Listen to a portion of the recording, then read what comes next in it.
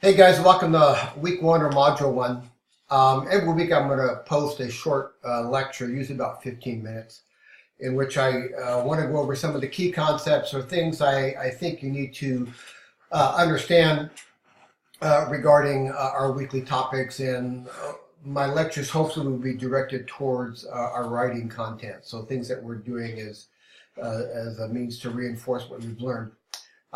One of the key things I want to share with you is there may be times when the textbook might be rather challenging in terms of reading. So make sure you allow yourself sufficient time each week.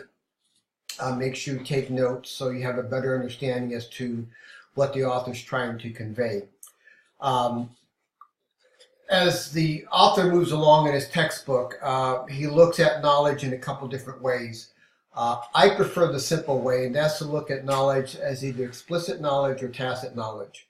Our author describes explicit knowledge as that coming from the objectivist perspective, which he discusses in chapter 2, and he looks at tacit knowledge as practice-based perspective that he discusses in chapter 3.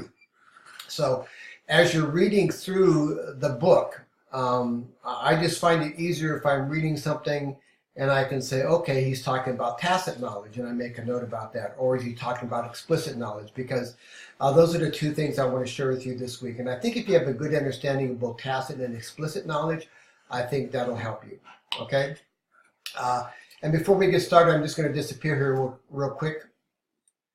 But I also want to share with you this quote here, and basically the quote is, "We can know more than we can tell." And I think that's important because it helps us understand this whole concept that we're going to be dealing with over the next several weeks. All right. So there are things that we know than we can tell, and a lot of it is what we have learned over the years, maybe through trial and error. And so that's basically what this quote is referring to, is that tacit knowledge. So basically, explicit information or knowledge is the know what, policies and procedures. It's usually something that's easily codified, all right? Whereas tacit knowledge, it's more difficult to identify. And it's the know-how, okay? It involves the know-how. It exists in the heads of our employees, the unwritten rules, the processes that we've learned, problem solving, network contacts, relationships, all those things, all right? And so I try to highlight this in a little bit more detail in the short video I posted in my announcement earlier, is A Few Good Men in the movie, where Corporal Barnes is asked a series of questions, and some of that has to do with stuff, well, is code red in the Policy and Procedures Manual? The answer is no. Well, then how do you know how to get to the mess hall? So we're looking at items that are explicit knowledge and items that are tacit knowledge, and so I just wanted to offer that as an example. So just understand that explicit knowledge is the know what, and tacit knowledge is the know how. And you can go ahead and take a look at this PowerPoint. I'll also have the PowerPoint available to you outside of the lecture format. So characteristics of explicit knowledge. So explicit knowledge is knowledge that is more formal, easily shared, reproducible. It's easily codified, documented, transformed, and conveyed in a systematic way. That's explicit knowledge. And again, we know it often as our rules and procedures or policy manuals, whether you're in law enforcement or whether you're in some other field, or whatever your job is, there usually is some type of operating manual, right? In its most simplest form, explicit knowledge can be in the format as a wonder poster. That's explicit knowledge. That's where you're taking somebody's tacit knowledge, a detective investigating a crime who identifies a suspect, and turning it into explicit knowledge in the form of a wanted poster. All right, so I hope that makes sense. Discovering explicit knowledge sources. What are the sources of explicit knowledge? You could take a look: operating manuals, crime data, policies and procedures, memos, emails, administrative files, training bulletins. These are all forms of explicit knowledge within an organization. Examples of explicit knowledge. Can be documented work, again, procedures and policies, operating procedures for the job, contacts that you may have in a database, public complaints, code of conduct for organizations. These are all examples of explicit knowledge. Now, characteristics of tacit knowledge. So tacit knowledge is knowledge that resides in someone's head. It does not exist in an explicit form and is not easily transferred to others. So it's undocumented, it's in people's heads, and it can become a source of explicit knowledge, depending on what that employee does with that information. Or an employee can read something, and that knowledge can then become tacit knowledge, because now he can apply that himself to a specific situation that he or she may be dealing with, but does so using his previous knowledge and information about how the organization operates, expectations, and so forth. The highest value in knowledge that is held by employees. So employees hold the highest value of knowledge in any organizations, right? And that's important to understand, because that's that idea of tacit knowledge. What you and I know, what you and I have learned in the many years of being in a specific profession or job. So there's their experience, there's the insight, and that all calculates more into the expertise. An employee develops an expertise in a specific area or field. So maybe it's narcotics, for example, in law enforcement. Maybe it's child abuse investigation. You learn specific details about child abuse and how to apply that into your specific field, okay? So these are the highest value of knowledge, and again, it comes from the employees. So employees are full of information. This little illustration just talks about tacit knowledge examples, so you can take a look at that in the regular PowerPoint format that I'll post with this short lecture. Examples of tacit knowledge are hands-on skills, special know-how and experiences of the employees, tips on dealing with difficult situations and challenges. Sometimes it's through the trial and error process. Best practices of your top employees. Maybe you have a detective that is very skilled at interrogation. That's an excellent source of tacit knowledge. How does he share that with other employees? Or you have a detective that's very good at investigating homicides. How do we capture that best practice knowledge of that employee? So these are examples of tacit knowledge, and oftentimes that tacit knowledge comes with the skills and the trial and errors and the experiences of your employees. Discovering tacit knowledge sources. So again, what are the sources of this tacit knowledge? Well, again, the experiences of your employees, especially those that are retiring. So sometimes it's good as an employee is retiring that somebody sort of debrief that employee to try to maybe capture some of that information that that employee has, so you can codify it and share it with others. And performance history, employee comments and suggestions can be a source of tacit knowledge. Notes from best practices, what works, what doesn't work. Department meetings. Those are all things that are important in terms of establishing sources of tacit knowledge. So from an organizational perspective, it's important that we understand and capture that information from those employees or those sources, so we can make it more codified, so we can share it with others, so others learn, and as a result, the organization grows also and becomes more efficient. So here's just a chart showing explicit knowledge and tacit knowledge.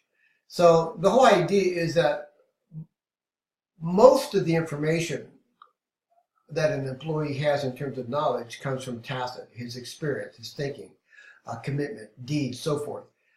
Whereas the least amount comes from explicit knowledge, documents, records, files. So our employees have a wealth of knowledge. And again, it's trying to determine how do we best capture that knowledge so we can share it with the organization in the form of explicit knowledge. So knowledge can go from tacit to tacit. So a form of knowledge sharing that involves transfer of tacit knowledge to an individual or group that retains it as tacit knowledge. So this is important. So it could be telephonic conversations, public meetings, law enforcement briefings where information is shared amongst officers, or group discussions.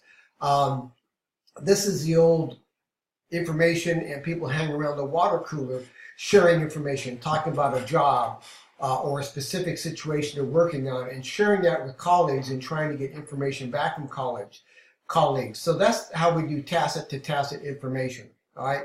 So understanding that organizations often have methods where employees are encouraged to share information.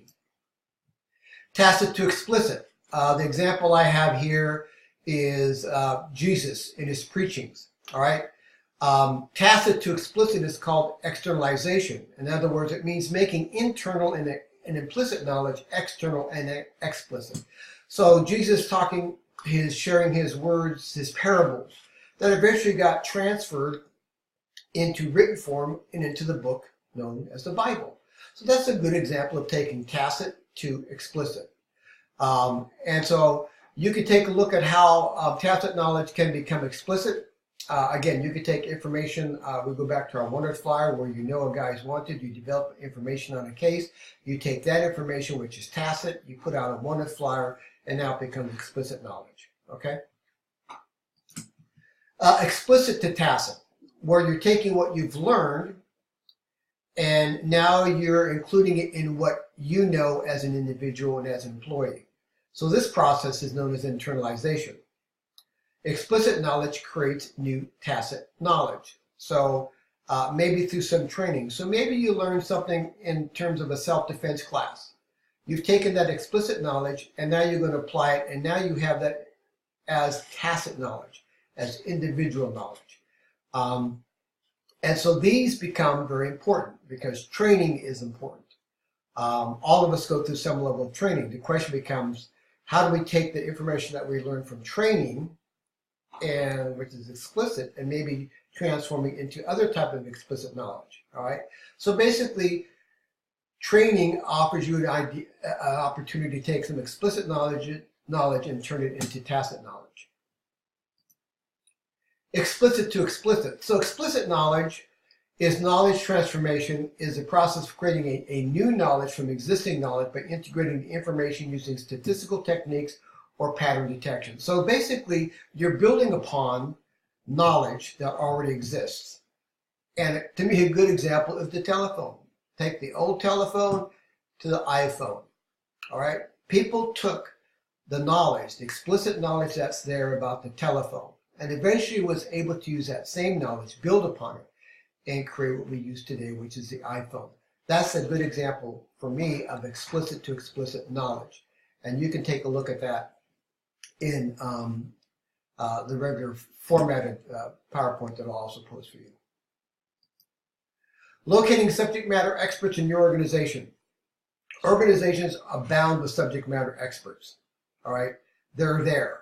The question is, how do we tap into that knowledge that these people possess so that we can share it with others within the organization? So, you know, subject matter experts can be those who deal with IT, homicide detective, gang officers. You can think of an array of positions wherever it is that you work that are people that are subject matter experts. But the key now becomes, how do we take that information and share it with others? All right. So we need to locate those people that have subject matter, are subject matter experts within our organization, and then build upon that. The organization will become much more efficient once it does.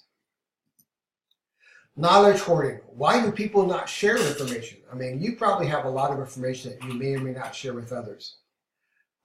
There are several reasons why people don't necessarily come out and share their knowledge.